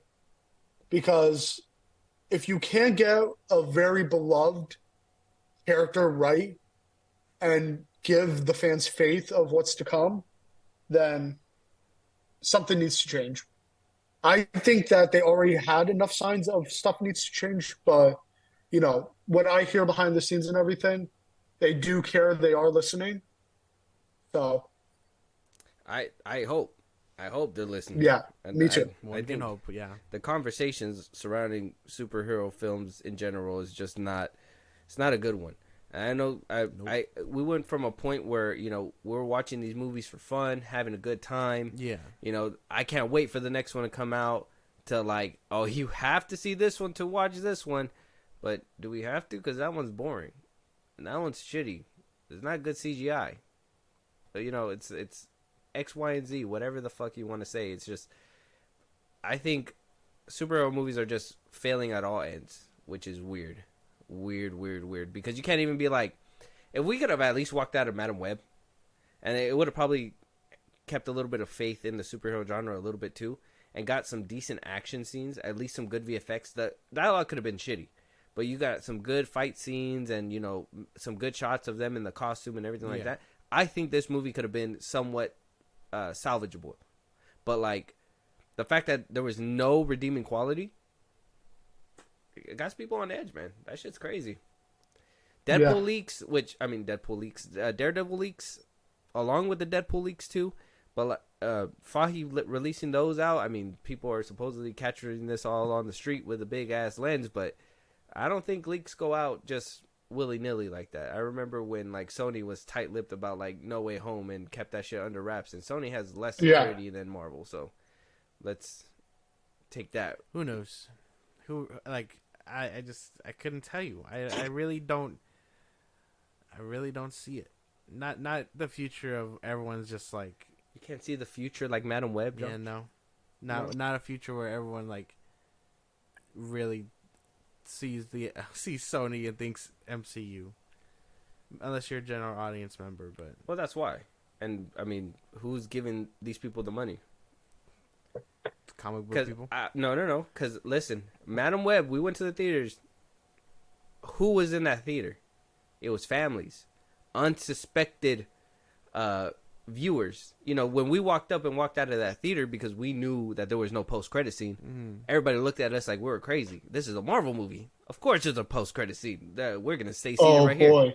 Oh, were they in for a rude awakening? Because it was all family members. I'm telling you, it's all general audience that was in there. There was nobody that was actually a fan, like how we were in Across the Spider-Verse and all that stuff, where people were watching this to, you know, get the clips in, get the content, whatever, make sure that they watch this movie to ride this movie because it's good, you know? It was just unsuspecting, regular general audiences that were in that movie. They didn't know. They didn't even know they were getting fucked, bro. I was just like, you all are getting fucked in here. It's Insane. weird. Every single one of you guys. Oh. It's so bad. I'm telling you, and I think that's what's hurting a lot of people, 100%. And then the whole line like I said, in the trailers, that shit's ridiculous too. So, I guess we have to talk about Deadpool 3 and all that stuff, just a little bit. No. Because this is the only other Marvel movie that's coming out this year. Yeah. It's Right? gonna blow this bitch out the water. I was already doom and gloom with the whole, hey, this is, you know, there's a lot of pressure riding on this movie. You guys are saying that it's not really there. Do you guys don't feel like there's that huge pressure on Deadpool 3? I think it's there. I just think that people are confident in it. Yeah. That first trailer gave all. So a lot of people that I know were worried that Disney was going to water down Deadpool. And what do you know? In the first 10 seconds, he's making a pegging joke. Like, Deadpool is Deadpool. And I feel like Disney and Marvel know that they're aware of all this. Let's not pretend like they aren't. So they know that they have to get it right. You know what I mean? It's very important for them. Basically, I would say the pressure's there and people are confident. Because there's no way people are going to see this movie and think, oh, it's going to be just as bad as Madam Web was. Yeah. I wouldn't say Marvel would put out a movie as bad as Madam Web. I mean, they did put out the Marvels, but, you know, different story. Deadpool, I heard the gripes, okay? And I'm going to play devil's advocate here. What about people seeing Deadpool saluting the rest of the MCU? What about, you know, the TVA being in there? Do you not feel like it would discourage some viewers to want to watch it because they're like, oh, here we go again. We're going to have to do some homework to catch up on this movie? No, I wouldn't think so, because at the end of Deadpool 2, you know, he's time traveling, he's messing up with timelines. And I could suspect, if anyone is smart, if the general audience member is smart, oh, Deadpool was messing around. These are like time cops, and they're handling it. You know, I did not look at the Deadpool 3 trailer and be like, I need to watch other things. Like, I'm a hardcore fan. Of course, I've seen the other stuff. But I think anyone that saw that first trailer could immediately get on to, like, what's happening. I wouldn't say there's much... how do I word this? I would say that people can be very skeptical about, you know, oh, should they watch something like the Loki show or whatever. But I expect a movie to also answer those questions. You know, really show them that, hey, this is the TVA. And yeah, most people who've seen the second Deadpool would be like, oh, he was time traveling. This is the TVA, which, again, the movie should establish. And then be like, oh, he's in trouble because he was fucking with time. I would say, Exactly. I would assume most people would be, you know, into it. And if this is someone's first time watching Deadpool, this would be one hell of an entry point because, holy damn. Okay. Devil's advocate. TVA's in there, right? Yeah. The only time we've seen TVA is in the TV shows, correct? Yeah. Correct. People didn't pay to watch those TV shows. People did. We reported on the viewership, Josh, a few episodes back. We with every single show, the viewership wasn't there. People aren't watching these Disney Plus shows. People don't really know what the TVA is. I've asked a few people as well. What the fuck's the TVA? Like, I don't know. I haven't gotten around to Loki. I haven't gotten around to. I think the only ones that they will really tell me that they've seen: WandaVision, Falcon and Winter Soldier, and what was the other one that came out after that one? I don't even remember. But I would say Moon the Knight? first three. Moon Knight. Oh, Moon Knight. There you go. Yeah, Moon Knight. It was those three that they could name off top, and then the rest of them they're just like, we didn't get to it. We didn't get to it. These shows were not really that great. So it really made people not watch these shows. So the viewership wasn't there for these shows. So that's where I would say maybe the general audience is going to feel like there's some homework there. I mean, unless the Marvel does, you've said it before, Josh, do like a recap, do something like that in the beginning.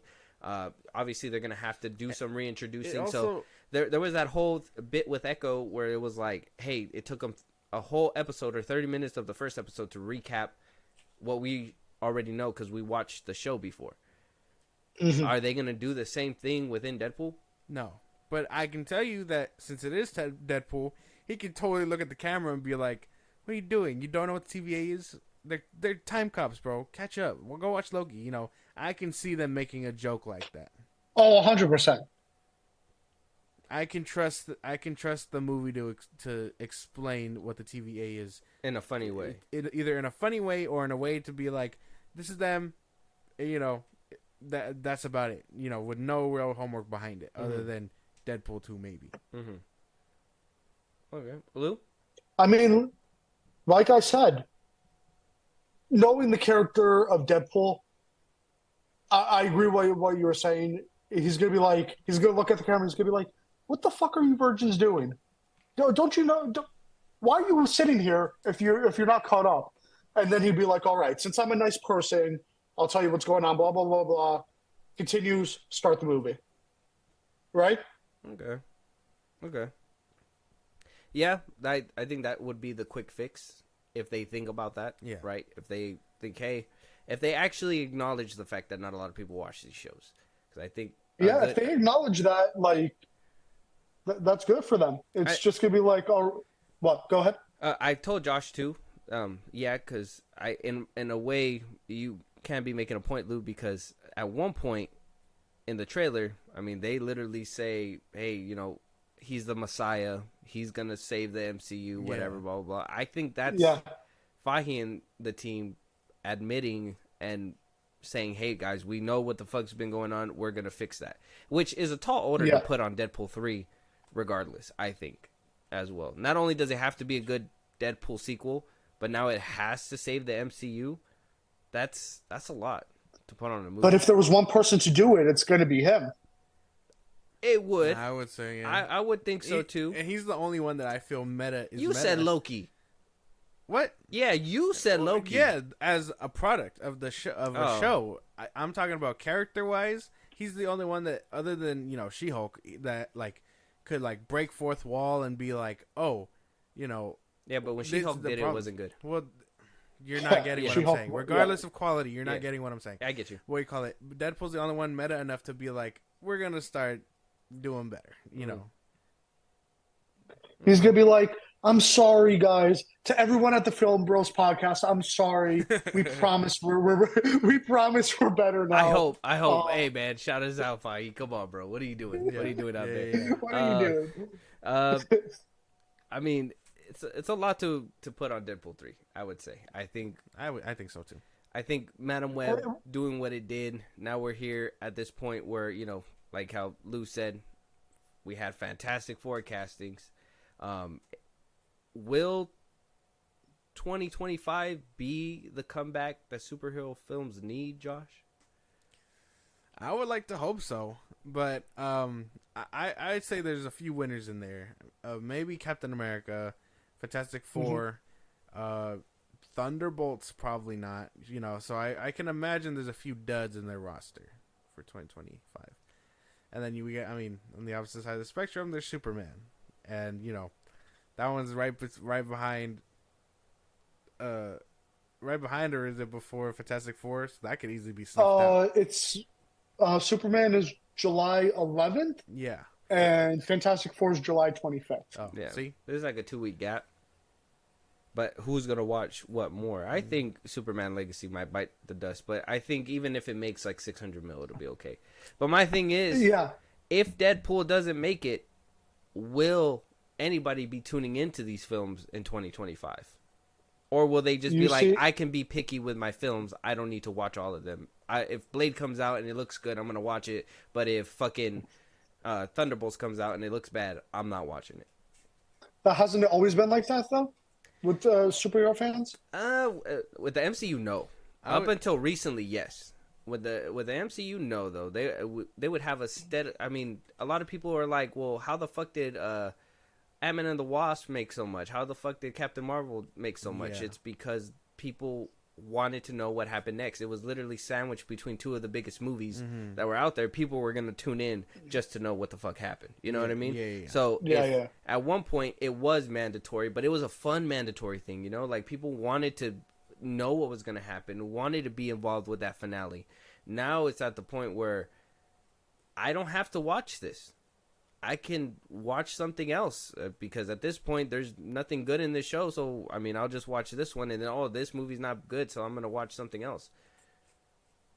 I don't think Marvel made it I said this to Josh in an older episode as well, but Marvel set a precedent, bro. Like, we're gonna make these movies, and you guys are gonna want to sit through every single one of them. At one point in time, you watched it, and the box office was fat riding off of that. How do you think they made Guardians of the Galaxy a fucking thing? Crazy. Like, Marvel set that. After 2020, they lost it. Yeah, With their shows. I think they. Oh, what were you saying? I'm sorry. It was just I was just making a comment like about it was with their shows. I would imagine because they were just like, oh, you got to watch a show that comes out weekly. Like, I really think they bit off more than they could chew because there's no reason why you should have ever made an Eternals movie, right? Oh, well. You should have. Whoa, hold on there. Whoa, wait. Yeah, I dislike Eternals heavily. oh my god, Heavily. oh my god. I don't like how they handled after the Eternals with the whole Celestial coming out of the sky and they don't do nothing about it. But I think the movie itself, I kind of That enjoyed. was pretty solid. Yeah, I mean, I hope I never see any of those characters again, except Black Knight. Black Knight is the only one that intrigued me a little bit. So, for what it's worth, I think the Celestials look beautiful in that movie. Black Knight was interesting. They set up a good plot device with Tiamat in the ocean, but I thought that movie was too ambiguous, especially riding off the coattail of Endgame. I'm just like, why would you, like... Marvel bit off more than they could chew post Endgame, and I really think now that I'm thinking back on it, they should have slowed down and be like, okay, we have to set a good plan. You know, I know we're all excited. That's the reason everything happened the way it did. They were probably excited. They're like, okay, our fans are there forever, but then once shit started hitting the fan, et cetera, et cetera. Oh yeah, they couldn't keep up with demand of all that, so they were just like, oh, we'll give them this as quick as we possibly can, but with no quality. So they were just like, you know. Exactly. But now we're just like, we want quality. Take your time. We want quality. Yeah. And so now they're just getting back into that groove. So, you know, who knows? Yep. So Marvel diluted when you already have a diluted water, right? With superhero films, fucking Sony doing its own thing not too well. Marvel getting to that point. At one point there was that precedent for mandatory viewership. So, I mean, will Madam Web have an issue or give an issue to the rest of these movies? Time will tell. I think so. I just think that honestly, Sony just needs to give up the rights. Sony needs to give up the rights to not Madam Web, but like the Spider-Man rights altogether. Either that or come on, Disney, fucking buy Sony at this point. Let's add or another... you make a better deal. That too. I mean, with how greedy Sony is, I don't think you're gonna get anything better than I get everything, you get toys and such, and we move forward. I mean, how better deal is that? I mean, what there has to be a deal where Sony is not allowed to use Spider-Man within their movies. Like part of the contract has to have that in place or something, because there's no way you make all these movies without Spider-Man. You know, not one of them. I think at one point Morbius showed a picture of Spider-Man, and they just cut it from the film altogether. So there has to Tobey be Maguire Spider-Man. Yeah. So there has to be something that is not allowing them to use Spider-Man. And if that's the case, just fucking stop making movies and just be happy with the cut of the pie that you're fucking getting. The whole cut of you're actually getting the whole pie, and you're giving the person that did the work like a slice of it. Yeah, honestly, you make a good point. Like why even make these movies? Why even this is what I mean. Like, I think they should stop making these movies because it's hurting that brand, and I think that, you know, people cannot differentiate it. I would say so, but I mean, I don't know if I want them to sell. That's my thing. Like, I know they're doing nothing with them now, but I guess I would rather see that versus what happened with Fox and the X-Men. Well, we're getting the X-Men. But also, if you're the CEO of Sony and you're seeing the amount of bag that's coming in from this one character, would you sell off right away? Well, no, because it'll make it that much more juicy when we show them again. So I can understand that's probably their tactic, but I would also put more quality into what we're putting out if we're going to be doing these solos. Like, I had a fun idea about, you know, doing a Mayday movie. You know, maybe if they're really inclined to kill off Peter wherever, you know, maybe make her the sole Spider-Man or Spider-Woman or whatever with Peter gone, you know, and now she's trying to just fill in his shoes. You know, like, that would be a kind of an interesting idea that I would like to see Sony do. Not much of these solo villain movies or whatever. So, like, I can understand that that's probably their point. They're like, oh, we're just going to hold off until we can show them again and then get that bag. That's a dumb idea. But I also know that also eliminates the idea of getting these potential projects in order for Marvel to map them out, 6 years later down the line? Like, I don't want that. Because I've been saying it for years. We would have had X-Men movies by now, regardless if they were in Fox's hands, because I think they did decent work. Versus in Marvel's hands, where now they're barely introducing them with 97 or whatever, and now we got to wait how many more years after the fact. Like, I didn't like that. Not that long. I mean, their contract ends in 2026. That's the only reason why they haven't put out an X-Men movie, because if they put it out, they would have to bring back the same cast that 20th Century Fox has already signed on. The contract expires like in 2026. Well, either way, that's what I mean. Mm-hmm. Like, I would rather see, you know, Sony make these attempts just to be like, oh, we got a bag coming, versus, you know, see the MCU put them in a vault for 6+ years. There's no bag in Madam Web, though. Well, yeah, no, but yeah, I mean, go with the bag. There's a bag if you use Spider-Man. Yeah, that's why. I think people are starting to realize there's no Spider-Man in these movies. So why am I gonna go watch it? Yeah, and but also Spider-Man's expensive. He's really expensive. Well, yeah, because he's one of the most popular characters out there. Yeah, they got Wolverine for cheaper. So I think well, I mean, they had to buy the whole fucking facility in order. I don't know how much exactly. cheaper. I don't know how cheap that is. That's but mad cheap, bro. When you're talking billionaire bucks, that's mad cheap. What the fuck? You think that's cushion change for them? Yeah. Damn. Buying a whole studio, especially if you're Disney, I imagine. Did you hear that Elon wants to buy Disney? Yeah, well, Elon's a dummy, so it doesn't even. It's not gonna be Disney. It's gonna be X or some dumb shit like Disney. That. It's not gonna be Disney. It's gonna be X squared. Yeah, X squared, X times 2. Mickey Mouse. You can say whatever you want in these films. Mickey Mouse isn't gonna be a circle. He's gonna be a cube. Like, yeah, it's gonna be dumb. It's gonna be like cube ears and a cube head. Yeah. It's gonna be Roblox. Oh, Mickey. guys, like Spider-Man alone is a $3 billion plus entity. Mm-hmm. So. I guess only time will tell. I think we have to wait for a good time to pass. Like, let Madam Web disappear from everyone's minds. Let more news start coming out. Because I think, like, Spider-Man would be in more Marvel projects, and I honestly think that would help them more if they had Spider-Man in much more stuff. And now they're restricted to the mercy of Sony. Yeah. It's true. That's the thing. Sony is able, like I said, Marvel's like the baby daddy. Sony's like this baby mama chick that just can get drunk, do all kinds of crazy shit, party on the weekends, put out a fucking shit movie that people throw up at, and then fucking move on with their lives. And then Marvel over here has to do all the damage control, Fantastic Four cast, Deadpool 3 trailer, Daredevil leaks, fucking all this extra stuff just to get away from all that. Exactly.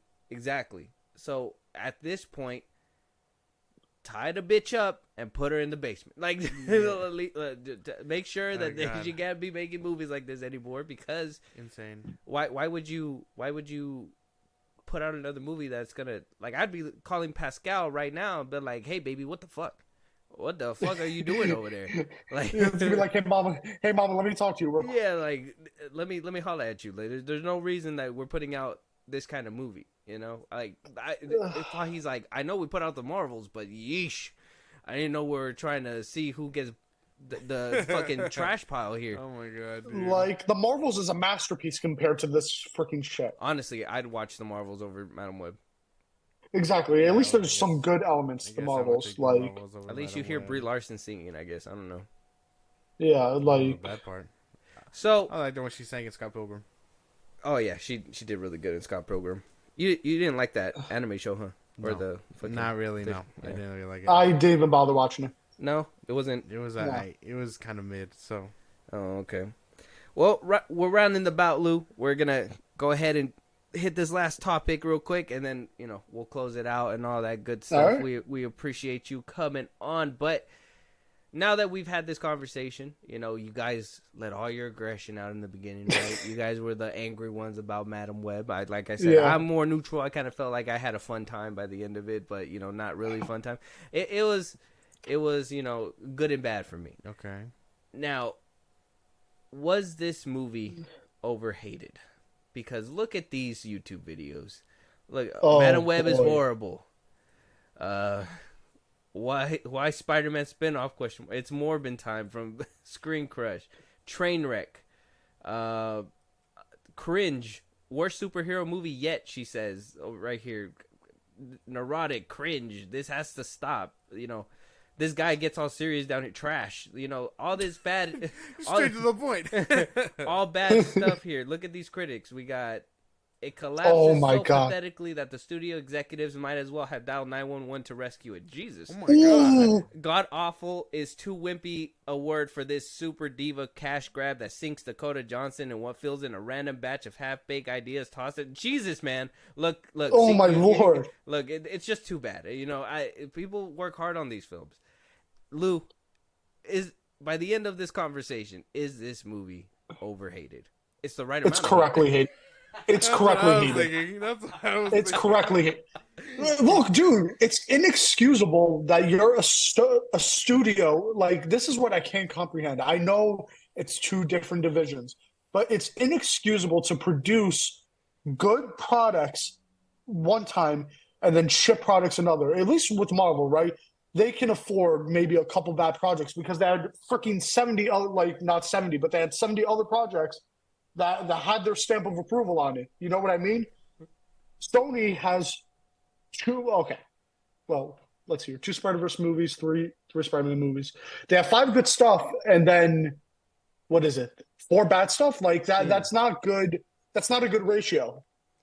I mean, some people will kind of argue that Tom Holland movies don't even live up to, like, the first Spider-Man or even... Yeah, but they're still good movies regardless. Yeah. Somebody over here doesn't like Far From Home, but that shit's ass. Oh. I love Far From Home. I don't know the hate behind it. I don't know either. Look at this guy, fucking Josh. That's a conversation for another podcast. Yeah. Getting up on me and shit. Josh, if the audience likes me, I'll come on and discuss Far From Home. Yeah. Okay, all right, let's go. Josh, do you feel this movie is overhated? I mean, I wouldn't say overhated. I do believe in drawing a line. Like, it's one thing to hate a movie. It's one thing to not like a movie. It's another thing to personally attack people online or whatever, actors, actresses, things like that. Because yes, they are people. They do just do a job regardless of how the outcome is shit or whatever.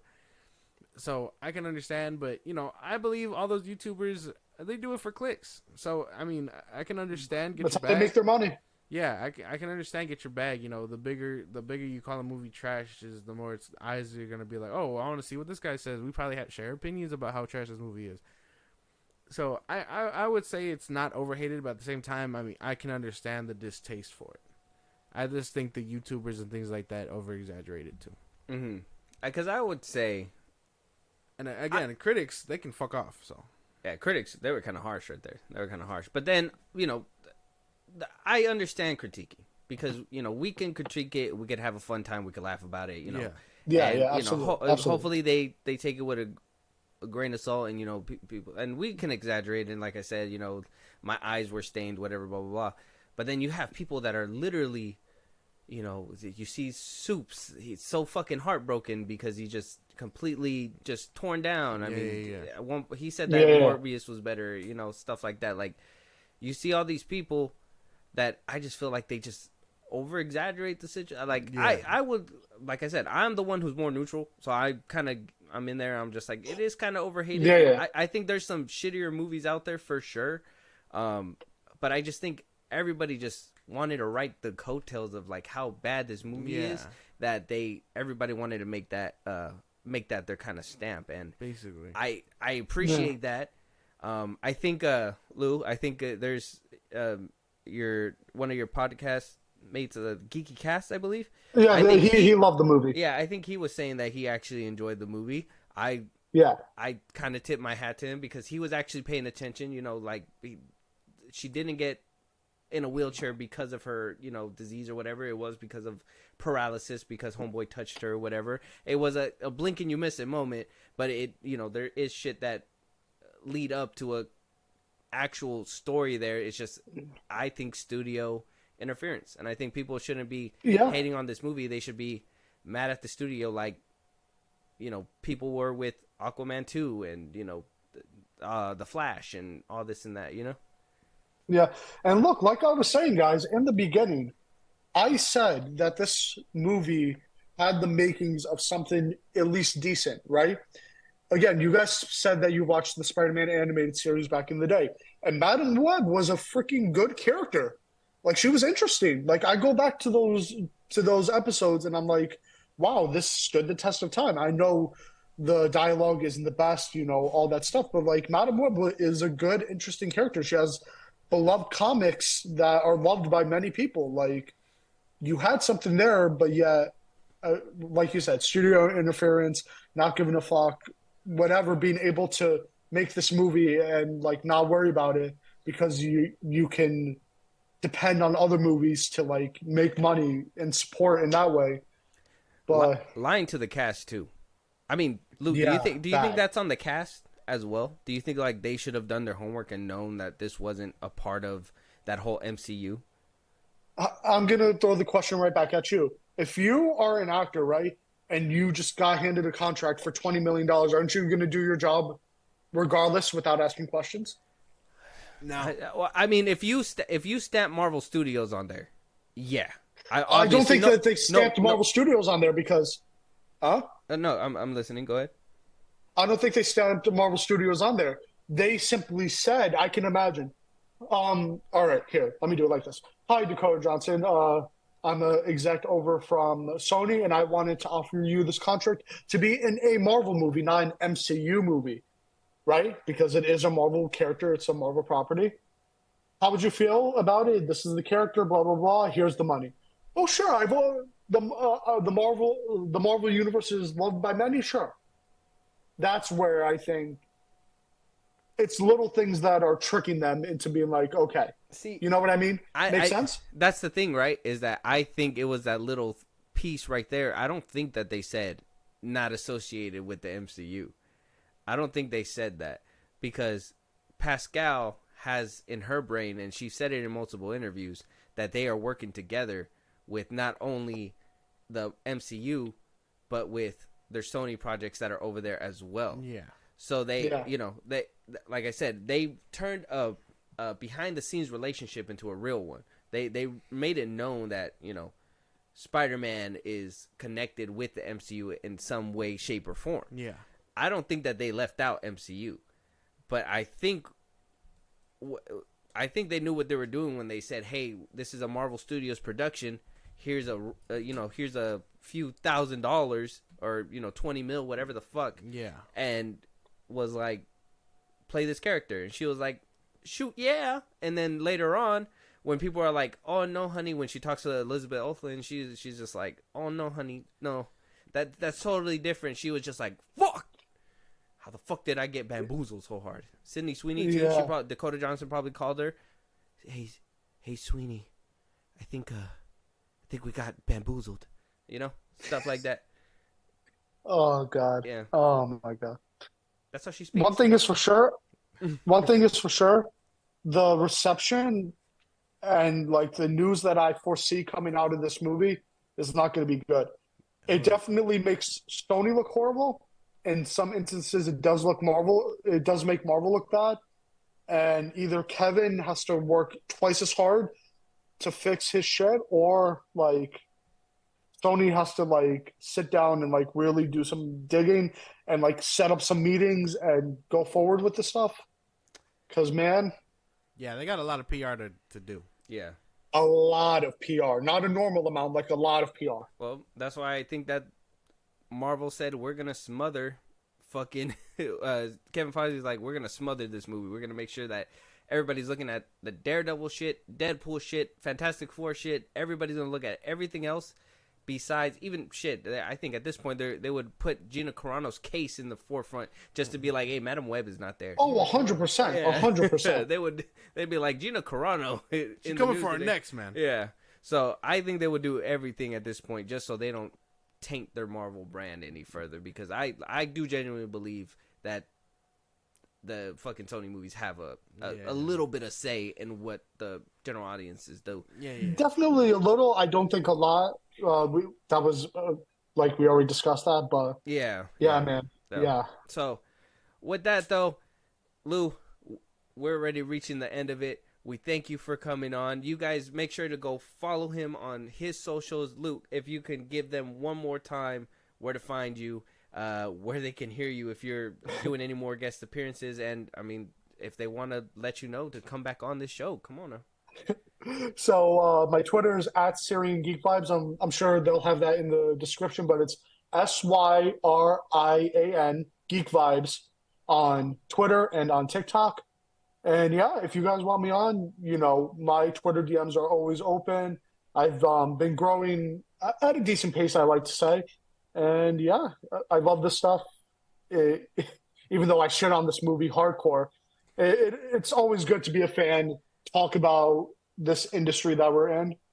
And yeah, guys, that's pretty much it. Yeah, hopefully we can have you back on for maybe like the news or something, and maybe for our weekly episodes, or maybe another movie review where we're not shitting on it all the time. Maybe hopefully with Yes, sir. Deadpool 3 around the corner. Who knows what that's going to be. Yeah. Like I said, a monumental movie.